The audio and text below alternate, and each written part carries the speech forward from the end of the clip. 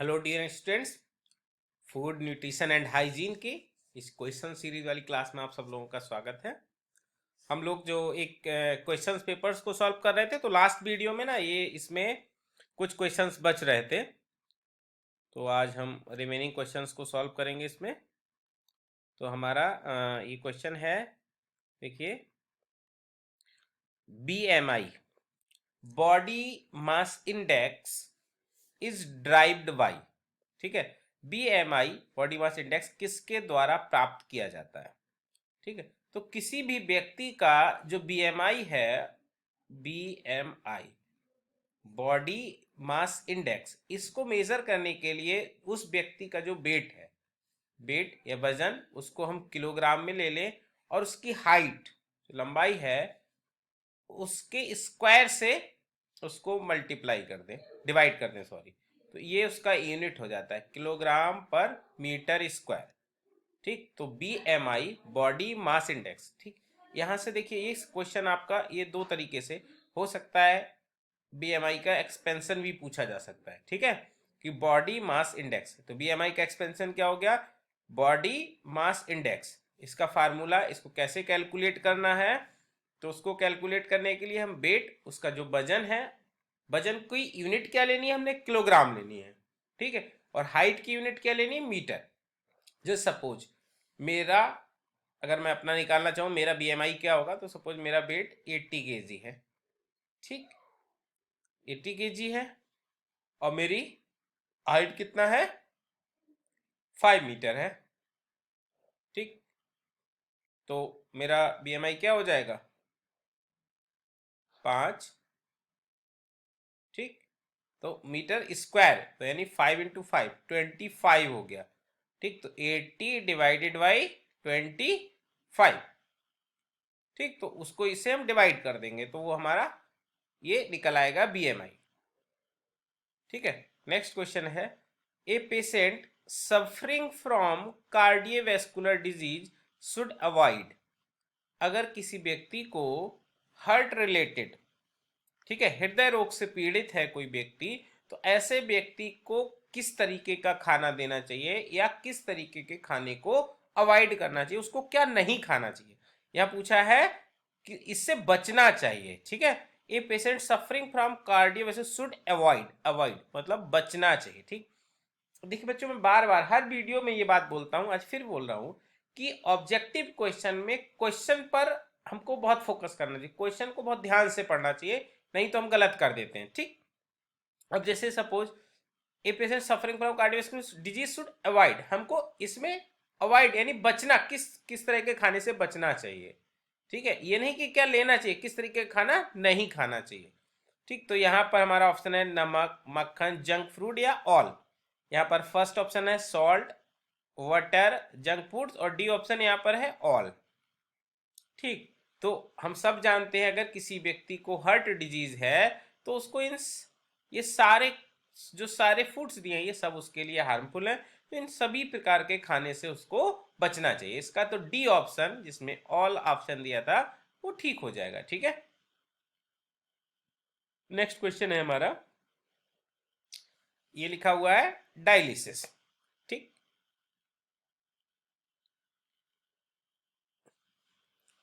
ठीक है, ये है लिखा हुआ dialysis, dialysis. Dialysis is usually performed during, dialysis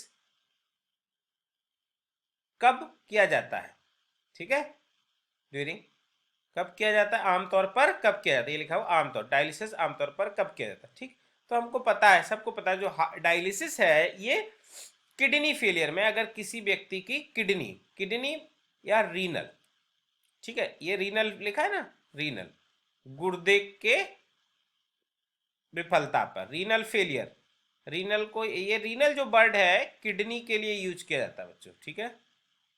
अगर हिंदी में तो आप लोगों को समझ में आ जाएगा, गुर्दे की विफलता, ठीक है, लेकिन इंग्लिश में रीनल जो वर्ड है वो किडनी के लिए यूज किया जाता है, ठीक है। तो ये जो हमारा डायलिसिस होता है, डायलिसिस में क्या करते हैं, हमारा ये कि ये जो किडनी का काम है, ठीक, किडनी बच्चों क्या काम करता है हमारे शरीर में, किडनी का काम होता है फिल्ट्रेशन करना, छानना, शुद्धिकरण करना, filtration.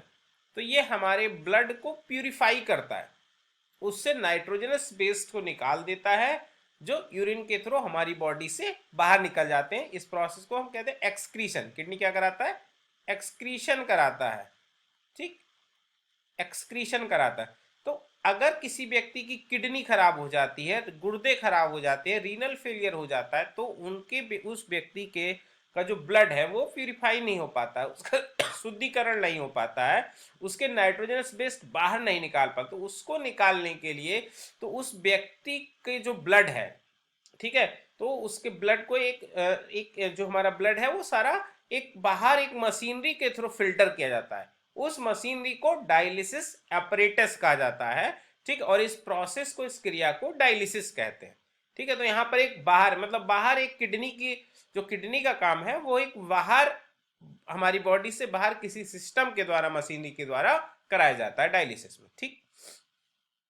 When nutrition is available as per the need of the body, the condition is called, ठीक।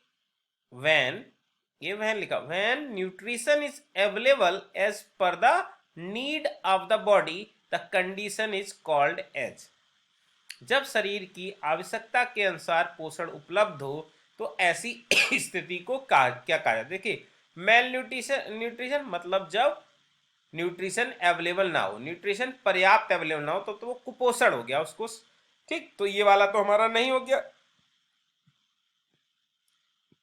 ठीक है, अपर्याप्त, ठीक है, हाँ, अपर्याप्त, अंडर न्यूट्रिशन, अपर्याप्त पोषण में, तो ये भी नहीं होगा। तो वो कहलाएगा हमारा बैलेंस्ड न्यूट्रिशन। क्या कहलाएगा? Balanced nutrition. तो ये यहां पर हमारा सी ऑप्शन, संतुलित पोषण, ये वाला ऑप्शन करेक्ट हो जाएगा, ठीक है। नेक्स्ट है the component which is not a part of the carbohydrate is. अगर आप लोगों ने मेरे प्रीवियस वीडियोस देखे होंगे तो इसका आंसर आप लोग अभी तुरंत दे दोगे, ठीक है। क्या मैंने बताया था? जो कार्बोहाइड्रेट, देखिए अगर इसका डेफिनेशन जाने तो hydrate of the carbon, that is called carbohydrate, hydrate of the carbon. Carbon क्या, कार्बोहाइड्रेट क्या है? Hydrate of the carbon. Carbon मतलब सी, हाइड्रेट मतलब वाटर, H2O, HO। यानी जो कार्बोहाइड्रेट होता है उसमें क्या क्या पाया जाता है? कार्बन, हाइड्रोजन और ऑक्सीजन, ठीक। अब यहां पर क्या है? The component which is not, देखिए मैंने कहा ना, क्वेश्चन हमेशा ध्यान से, not a part of the carbohydrate. तो कार्बन कार्बोहाइड्रेट का पार्ट है, यानी ये ऑप्शन यहां सही नहीं होगा। हाइड्रोजन कार्बोहाइड्रेट का पार्ट है, ये सही नहीं होगा। सी नाइट्रोजन, देखिए नाइट्रोजन इसमें लिखा है नहीं, तो यहां इसका आंसर सी सही हो जाएगा, ठीक है। ये मैं पहले बता चुका हूं आप लोगों को, ठीक। यानी सी वह घटक जो कार्बोहाइड्रेट का भाग नहीं है, तो वो क्या हो गया हमारा? नाइट्रोजन। नाइट्रोजन किस में पाया जाता है? प्रोटीन में पाया जाता है। नाइट्रोजन किसका भाग है? प्रोटीन। प्रोटीन किससे मिलकर बना है? अमीनो एसिड से, ठीक है, अमीनो अम्ल या अमीनो एसिड, ठीक।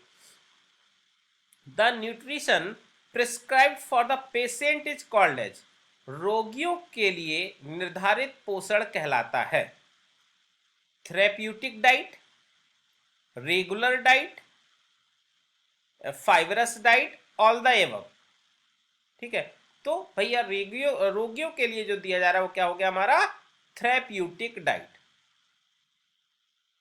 क्या हो गया? उपचारात्मक आहार, उपचार करने के लिए दिया जा रहा है ना, उपचारात्मक आहार, थेरेप्यूटिक डाइट। नेक्स्ट क्वेश्चन है हमारा,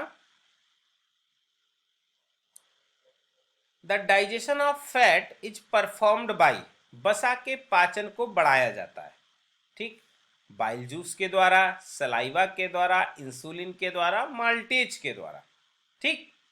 देखिए बाइल जूस, ये क्या है हमारा? बाइल जूस, ठीक। तो इसका ऑप्शन तो बेटा यही सही है, जो वसा है, द डाइजेशन ऑफ फैट या वसा के पाचन को बढ़ाया जाता है, बाइल जूस।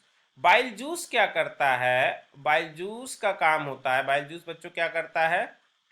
जो फैट होता है, फैट, जब हम खाना खाते हैं ना तो फैट का एक लार्ज मॉलिक्यूल होता है, उस लार्ज मॉलिक्यूल का डाइजेशन नहीं किया जा सकता, तो उसको छोटे छोटे मॉलिक्यूल्स में ब्रेक करना होता है। क्या करना होता है? छोटे छोटे मॉलिक्यूल्स में, ये लार्ज फैट ग्लोब्यूल है, ठीक है, इसको स्मॉल फैट मॉलिक्यूल्स में ब्रेक कर दिया जाता है, और इस प्रोसेस को कहते हैं हम इमल्सिफिकेशन। क्या कहते हैं? इमल्सिफिकेशन। तो ये काम होता है बाइल जूस का। बाइल जूस फैट मॉलिक्यूल का इमल्सिफिकेशन करा देता है, जिससे कि वो सरफेस एरिया बढ़ जाता है और डाइजेशन हो सके। तो यहां पर हमारा जो ऑप्शन सही है, ए ऑप्शन सही है, बाइल जूस। काम क्या कर रहा है बाइल जूस? फैट का इमल्सिफिकेशन करा दे। क्या करा रहा है? इमल्सिफिकेशन।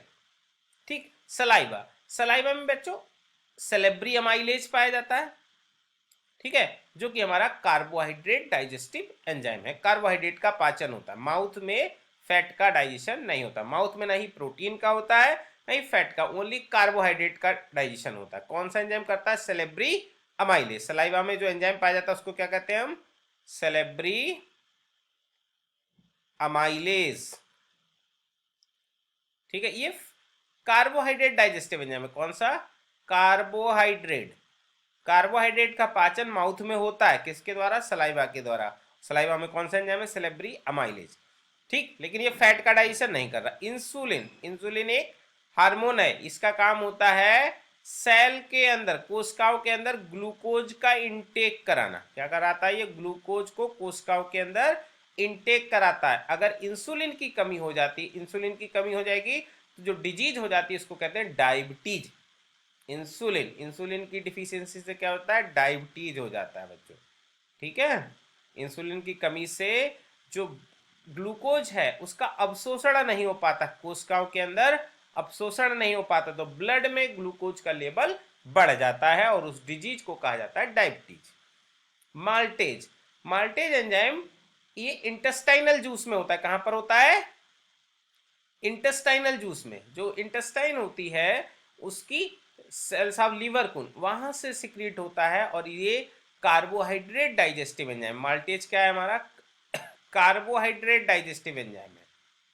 ठीक है, कार्बोहाइड्रेट डाइजेस्टिव एंजाइम है।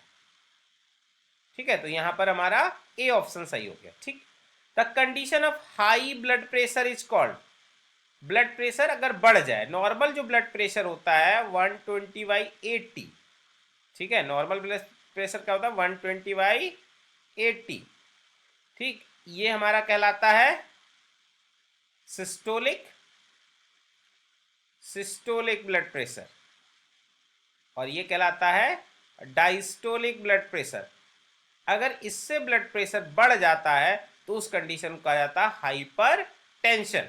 क्या कहलाता है? ब्लड प्रेशर जब बढ़ जाता है तो वो कंडीशन क्या कहलाई? Hyper tension.